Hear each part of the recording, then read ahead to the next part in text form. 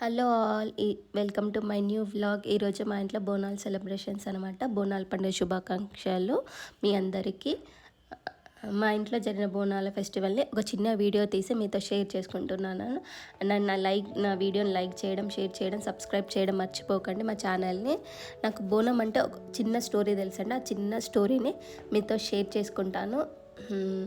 అసలు 200 సంవత్సరాల వెనకాలకి వెళ్తే అప్పుడు ఒక భయంకరమైన ప్లేగ్ వ్యాధి వచ్చిందనమాట. ఆ వ్యాధి నుండి రక్షించుకోవడానికి అక్కడ ప్రజలు అమ్మవారికి మొక్కుకున్నారు. ఉజ్జయిని అమ్మవారికి మొక్కుకొని, అమ్మ ఈ వ్యాధి తగ్గితే లైఫ్లో నీకు బోనం సమర్పించుకుంటాము అని మొక్కుకున్నారు. అలా మొక్కుకున్న కొద్ది రోజులకి ఈ వ్యాధి అనేది తగ్గిందన్నమాట. వాళ్ళ మొక్కు ప్రకారం ఆషాఢ మాసంలో అలా కొద్ది మందితో బోనం ప్రారంభించి ఇలా లక్షల మందితో ఈ బోనం అనేది సెలబ్రేట్ చేసుకుంటున్నాను. ఇదండి నాకు తెలిసిన స్టోరీ. మీకు ఏమైనా స్టోరీలు తెలిస్తే నాతో షేర్ చేసుకోండి. ఇలా మాకు వచ్చేసి 2 బోనాలు చేసిందనమాట. ఈ 2 బోనాలు, ఒక బోనం ఏమో కట్టమైసమ్మ తల్లికి, ఇంకోటి ఏమో ఇక్కడ 5 గుళ్ళు ఉంటాయి అనమాట. 5 గుళ్ళోకి ఒక బోనం తీసుకెళ్ళింది.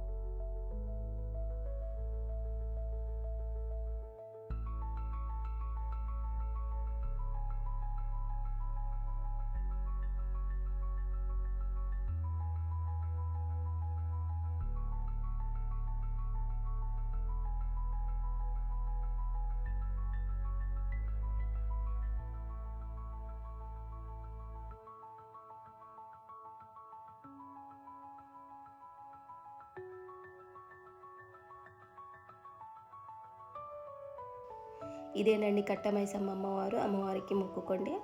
అమ్మ చల్లని ఆశీస్సులు ఎప్పుడూ ఉండాలి. అండ్ ఇక్కడ బోనం సమర్పించుకొని ఇక్కడ కట్టమైసమ్మను మళ్ళీ రేణుకా ఎల్లమ్మ అమ్మవారు కూడా ఇద్దరు ఉంటారు.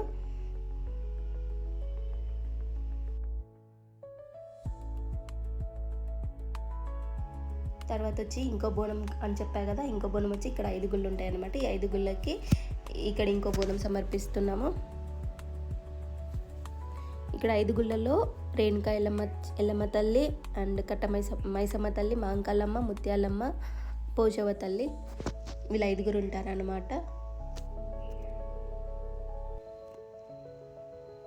ఇక్కడ వచ్చేసి ముత్యాలమ్మ తల్లి ఉంది.